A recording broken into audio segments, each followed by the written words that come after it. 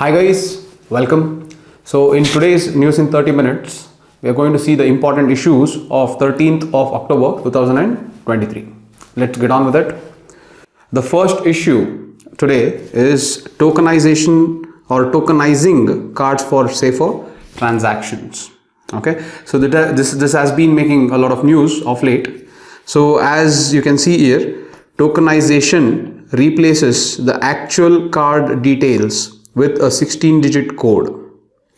Okay, and this code is a unique combination of the card, the merchant or entity accepting the token, and the device on which the payment is made. Okay, so it's a unique combination of the card and the merchant or entity accepting the token and the device on which the payment is made. Okay, so now what exactly is tokenization? Okay, to understand, you have to know that when you have to make any transactions, if you take the example of Uber, or if you take the example of Zomato, if you take the example of Amazon, if you take any of these apps, okay, you have to enter your credit card or debit card details. And when you enter your credit card or debit card details, these details are saved by the merchant. So one, it is saved by the merchant. The second is this details is a breach of privacy if it gets into the hands of people who can make illegitimate use of this. Correct? So there are very high chances of fraudulent cases because of such leakage of the data. Correct? So what has RBI done? RBI has now introduced a concept called card on file tokenization. Card on file tokenization. So as the name suggests, it is COFT, that is card on file tokenization. That is whatever card information that is there on the file online, that card information online will be replaced by tokens. Okay, as the name suggests, the tokenization is just a 16-digit unique code, and that unique code will replace your card details online, so that whenever you do any transactions online, this transactions does not require you to enter your credit card details or debit card details. You just have to use this unique code, and with this the transactions can be made. So in that way the transactions will become more and more safer. Okay, so the first why is it important is because there are different variants that they can ask you in your prelims exam. As you know, when Aadhaar came, on the basis of Aadhaar's digital ecosystem, a lot of questions came. When UPI came, there were a lot of digital ecosystem questions on United Payment Interface that came in the exam. So now, since tokenization has entered into the Indian economy, you should know the digital ecosystem of the tokenization, how it works, so that questions can appear in the prelims exam on the basis of this concept of tokenization. So I will give you some pointers on this tokenization. The first pointer is this tokenization occurs on online and not offline. Okay, it is only for online transactions. As I told you, it is card on file tokenization. That is whatever card details that you have online will be transformed into tokens. Okay, the second is this tokenization can happen by the issuer banks. The issuer banks can also create tokenization for you at the card level itself, or the merchant app can also create tokens for you. The moment tokens are generated, your card details must be deleted by the merchant. The merchant app, if you take Uber, Zomato, Amazon, the moment the tokenization is generated, your token is generated, that merchant has to delete the card details. The next is tokenization, as I told you, is purely online purposes, and it can be done, or tokenization is available on mobiles, laptops, as well as it is available on wearables. Okay, that is the next point. Okay, it is available on wearables. Tokenization is also possible in Internet of Things. It is also possible in contactless transactions, as well as it can also be possible through payment that can be made through QR. So all this means tokenization can be done. That again shows that the transactions can be more safer and the means are plenty. The next is the last four digits the last 4 digits of your token will help you identify your bank account number. Okay, this is only for you so that you are familiar that that is a token that belongs to you. The next is tokenization is not mandatory. Okay, it is not mandatory. However, it is always prudent to go ahead with tokenization as we are increasingly relying upon online transactions. So tokenization is a very good measure in order to make sure our transactions are more safer. So this is what the Reserve Bank of India has proposed and has introduced, and this is a very good measure. So please know about the digital ecosystem that surrounds the working of tokenization in India. Okay, so this is overall the first issue of the day.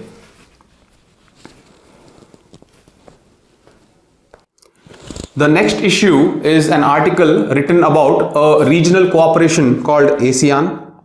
The author in this article says ASEAN must reinvent itself to stay relevant in the region. All these days there are a lot of articles that used to tell SAARC must reinvent itself, NAM must reinvent itself. Now the issue is going around that even the ASEAN must reinvent itself. Okay, what exactly is ASEAN?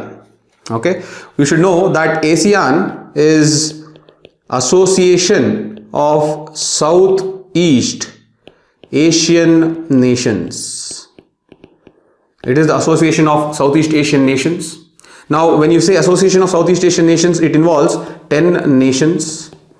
In the 10 nations, we can divide the nations as one mainland nations and the other is island nations. Okay, mainland nations and island nations. And the mainland nations are 5, island nations are 5. The mainland nations are Myanmar, Thailand, Cambodia, Laos and Vietnam. And island nations are Malaysia, Singapore, Indonesia, Brunei and Philippines. Okay, so these 10 nations put together are what we call as the Southeast Asian nations. They come together to form a regional cooperation known as ASEAN. As you can see here, don't blindly buy at the members, go in an order. As you can see, this chunk is the mainland ASEAN nations and this chunk is the island ASEAN nations. So you have Myanmar, Thailand, Laos, Vietnam and Cambodia, and then you have Malaysia, Singapore, Indonesia, Brunei as well as Philippines. So these put together 10 nations become ASEAN nations. Okay, now coming back to the article, why is it necessary for ASEAN to reinvent itself? The article very beautifully explains 4 different reasons. The first reason that the article tells is the Myanmar, the country is facing a military, or it has already faced a military coup by the junta. Okay, junta is the military group in the military section of the Myanmar, and it has overthrown the democratically elected government in Myanmar. So they are currently in power, the junta group. So the ASEAN does not know how to deal with the current junta that is there. Okay, so junta that is there. Okay, this is the first challenge. Okay, the world is actually not happy about the military coup that has happened because democracy is at its peril. So ASEAN, being the ambassadors of democracy, they do not know how to deal with this junta group, which is currently in control of the country of Myanmar. Okay, this is the first challenge. The second challenge that the article says is ASEAN is deeply economically integrated with China. So it has a very deep economic integration with China. When it has very deep economic integration with China, the maneuverability of geopolitics of ASEAN becomes very limited. That is another challenge. Okay, the third challenge is with respect to South China Sea. With respect to South China Sea, all the ASEAN nations are not able to bring a uniform code of conduct. They are not able to bring a uniform code of conduct. That is another challenge. The fourth challenge that the article says is, in 2016 there was a ruling from Permanent Court of Arbitration, and this Permanent Court of Arbitration had clearly nullified. It has clearly nullified China's claims on South China Sea. Okay, the Permanent Court of Arbitration in 2016 had clearly nullified China's claim on South China Sea. However, from 2016 to 2023, there has been no progress on this particular judgment. The South China Sea the ASEAN members have not been able to come together in order to make sure that this judgment is upheld. That shows the failure on the ASEAN part. And finally, the Chinese aggression has only increased in South China Sea. And how do we know this is, they from 9 dash line, they have now created a 10 dash line.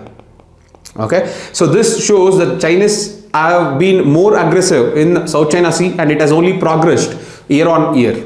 Okay, so all these reasons: one, they do not know how to deal with the junta group in Myanmar. The second is they are deeply integrated economically with China, so the maneuverability geopolitically is very important. Is very limited. The third is the South China Sea, they are not able to bring a uniform code of conduct for all the countries. The fourth is the 2016 judgment from the Permanent Court of Arbitration. There has been no effect on that. And the last is the Chinese aggression from 9 dash line to 10 dash line, and ASEAN's weakness in not doing anything about it. So all this shows the ineffectiveness of ASEAN. So how to reinvent themselves, how to make sure that they are effective in the region is what this article talks about. Okay, so this is about the article. Now usually the question has come about SARC and how it is losing relevance, or NAM how it's losing relevance, but ASEAN is a question that is yet to come. So there are very high chances that this question can come in the next mains, especially in GS2 of international relations. So please have a good idea of ASEAN, their members. The question can appear even in prelims, and in prelims the ASEAN can be asked from factual angle. Okay, when was it formed, where is its headquarters, and things like that. So have a very good idea about it. Okay, so this is the article about ASEAN. Okay, the next article is, this is an article that talks about our evolution of technology. As you know, in prelims as well as mains, UPSC is more interested in emerging technologies. Correct? So especially in prelims, emerging technologies becomes very important. So now, as you can see, from the cloud, computing is moving to the edge. Okay, basically what it means is, from cloud computing we are moving to something called edge computing. Okay, now this is gaining more and more relevance, so you should have a very good idea about this. As I told you, UPSC always plays on emerging technologies. Okay, so to give you my understanding of what edge computing is edge computing is one computing that takes place along the edge of the network. Okay, computing that takes place along the edge of the networks. The next is, edge is a place where end devices are connected with the network. Okay, it is connected with the network. Now read these two statements carefully. Edge computing takes place at the edge of the network, and edge is a place where the end devices are connected with the network. So what does it mean? Let me put it in a diagrammatic format for you. See, if this is the main server, okay, the server has a lot of networks. These networks will have devices like mobile, it will have devices like laptops, it will have devices like robots, it will have devices like machines. Okay, it will have devices like sensors. Okay, so if you can observe, if this is the central server, Okay, if this is the central server, the edge of the network, you can see the networks here. Okay, let me just change the, see, these are the networks. Okay, there are different networks. Now as you can see, the edge of the network is always a end device. See, the edge of the network will always have end devices. So I will tell you conventional computing, and then I will explain what is different with edge computing. Now let us take the example of sensors and main server. So let me go to the next page. See, let us say that there is a sensor. I'm sorry, this is the main server. Okay, and this is connected to a sensor. Okay, so the main server is connected with the sensor, and let us say that the sensor is put in a nuclear plant. Okay, so the main job of the sensor is to sense the increase in temperature. Whenever the temperature increases greater than the threshold, whenever the temperature increases greater than the threshold, the sensor will send a message to the main server. The main server will then process the information. After processing the information, the main server will then send the information back to the sensor to switch off the particular eating device. You understanding this? This is how conventional processing works. Okay, so the sensor, after sensing that the temperature is increasing, will send a message to the main server. The main server will process that information. It will understand that the temperature has increased more than threshold, and then it will send back the message to the sensor telling that now stop the eating device. So the eating device will stop. So this is the job of the server and the sensor. Okay, so there is to and fro movement of messages and instructions from the end device towards the server, and from the server towards the end device. Okay, now this takes time. What if the nuclear plant has to shut down very quickly? Instead of the sensor sending the message to the main server, what if I add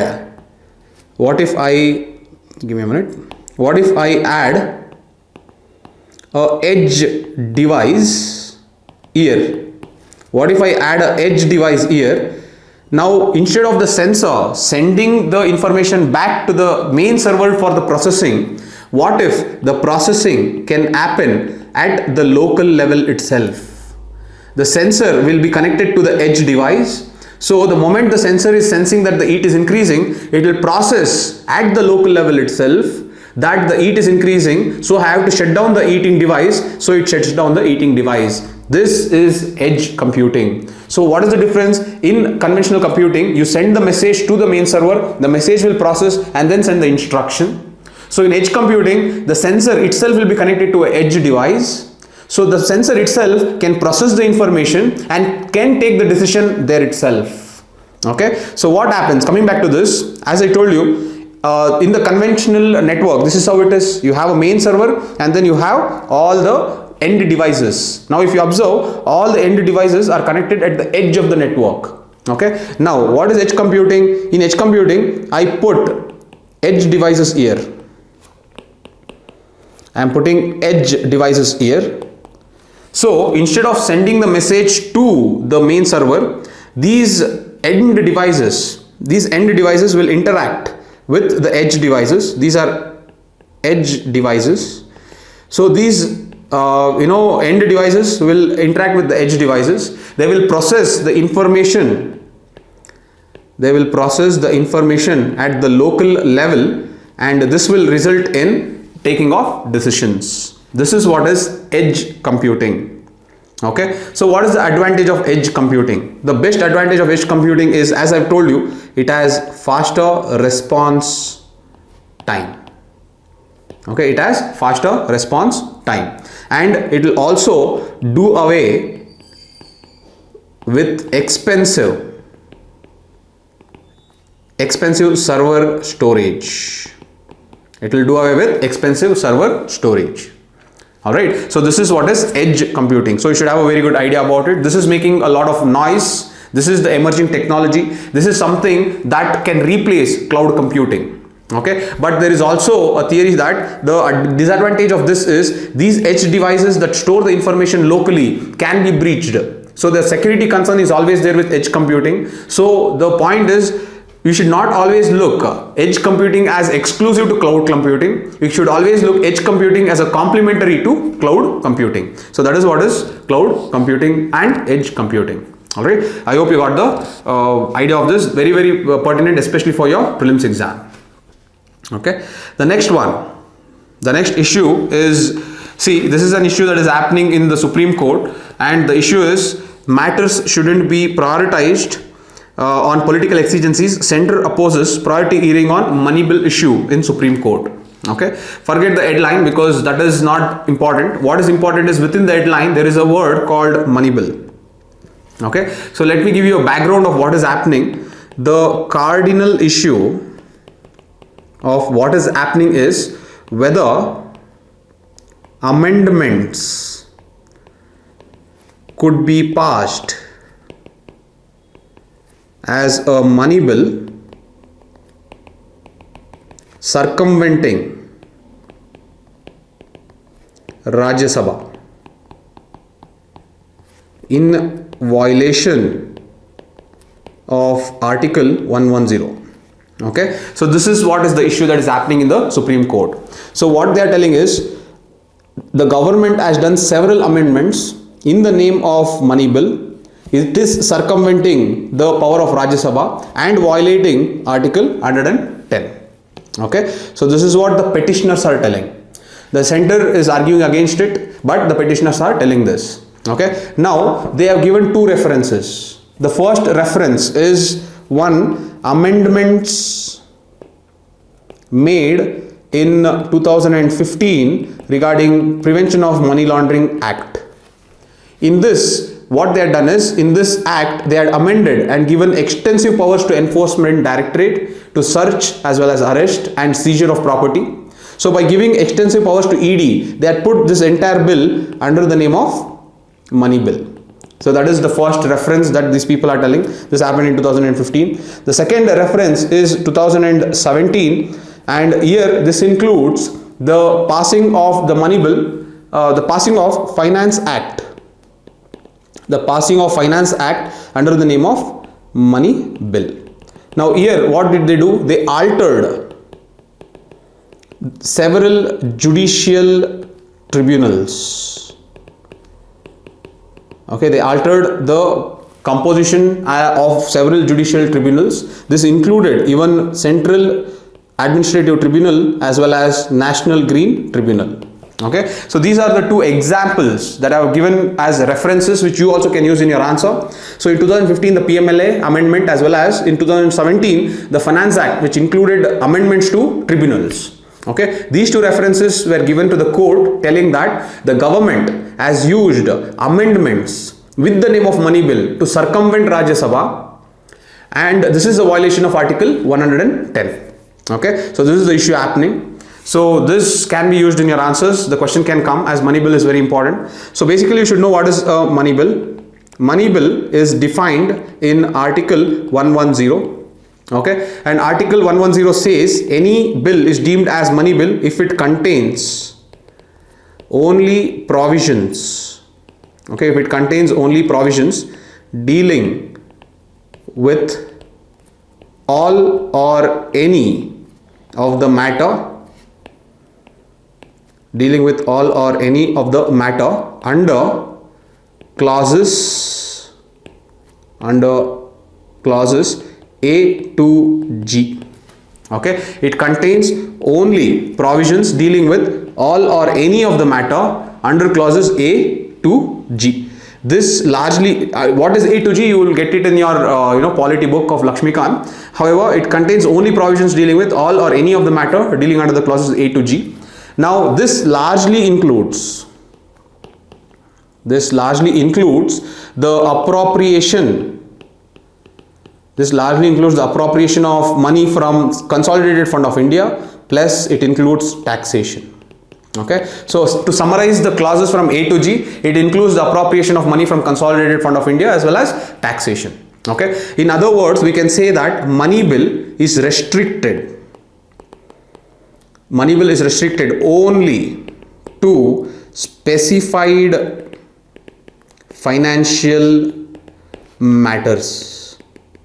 Okay, so money bill is restricted to specified financial matters. They are telling specified financial matters because it is explicitly mentioned from clause A to clause G what are the different ways how money bills can be, any bill can be deemed as money bill. Okay, the next is, it is to the complete discretion of the speaker to certify a bill as money bill.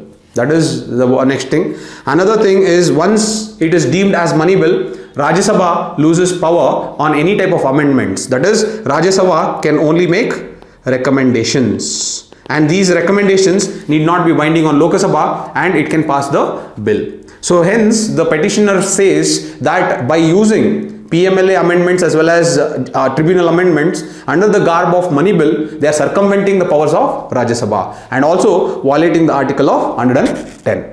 Okay, so this is the issue that is happening. So the judgment is now being sent to a 7-judge bench. So the 7-judge bench will decide whether, you know, the cardinal issue is violating article 10, I mean 110, or it's not violating the article 110. Let us see what happens. So this is the issue regarding the judiciary. The next is 2 mega proposals for aircraft carrier LCA Mk1A jets lined up for DAC approval. Okay, so this keeps coming up. Okay, because of Atmanirbhar Bharat, the DAC keeps coming up. So you should have an idea what is Defense Acquisition Council. Okay, this is how you have to learn for prelims. Whenever you keep seeing a keyword, you have to somehow learn about something in depth about that particular keyword. That is how you build your competency, you build your content, as well as you form your familiarity with facts. If you don't do it, if you are expecting that some magazines will go ahead and do it, they will not do it. They can only do it to a certain extent, but when you do it with your inquisitive mindset, you always focus on the facts and you develop familiarity with the facts. If you don't do it, if you are trying to rely on ready-made notes, then it will not create familiarity of facts in your mind. It will only create frustration of facts. Alright, so please make sure whenever you see a keyword in the newspaper, you develop the habit to research on that particular keyword. So if I see Defense Acquisition Council, I will read what is this council. Now this council is the highest decision making body in the defense ministry. Okay, that is one. So it is in charge of not only acquisition but also policies. Okay, it is in charge of acquisitions as well as policies. Now it is in charge of acquisitions and policies for all the 3 services. So all the 3 services includes the Army, the Navy and the Air Force. Plus it is also in charge of the Indian Coast Guard as well. So it takes care of the acquisitions regarding the Indian Coast Guard. This is again important. Now the chairman of the council, the chairman of the council is the Minister of Defense. The chairman of council is the Minister of Defense. Okay, now as you know, DAC is the decision making body. Now DAC makes the decisions or takes decisions. Okay, once the decisions are made, the implementing body are Defense Procurement Board. As you can see here, Defense Procurement Board, this is one implementing body. The second implementing body is Defense Production Board. The third implementing body is Defense R&D Board. Okay, so Defense Procurement Board, Defense R&D Board and Defense Production Board, these are all implementing bodies for the decisions taken by the Defense Acquisition Council. Okay, so the highest decision making body in the Ministry of Defense is DAC. Okay, so this is about the the acquisition as well as the policy making in the Ministry of Defense. The last issue of the day is the index of industrial production rises to 14-month high, okay, of 10.3% in August. This shows the manufacturing robustness currently that is there in the industry, and this is a good news. Okay, the IIP usually measures the country's industrial production. Okay, now as I told you, the moment you're seeing IIP, you should have some factual information about it in your fingertips. It should not be that you should go back to the books and see, it should be there in your fingertips. That is the familiarity with facts. If you're reading newspapers, you're constantly coming up with consumer-based inflation, headline inflation, core inflation, repo rate, reverse repo rate, IIPs, index of 8 core industries. So when you come across all these indexes again and again and again and again, the facts within this information becomes a everyday thing for you. It is not something that you go back to your notes and revise.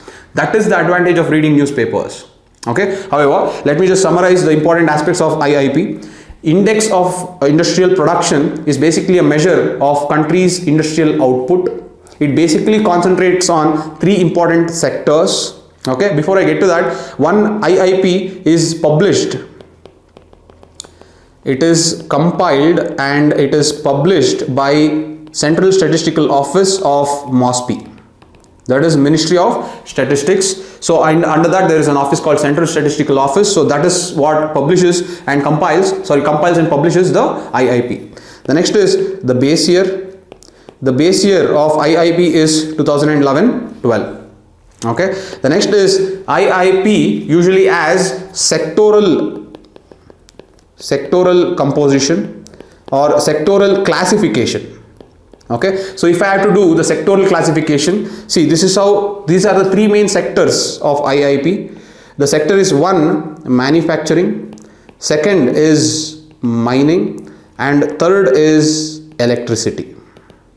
Okay, these are the 3 sectors how IIP divides, and the weightage is given like this. This is given 77%, this is given 14%, and this is given 7.9%. I am just giving rough values because they are not worried about exact values. It is just that manufacturing is given major chunk compared to the mining and electricity. Okay. However, this is sectoral classification of IIP. Okay. There is one more way of classifying IIP. That way of classifying is user-based classification. Use-based classification.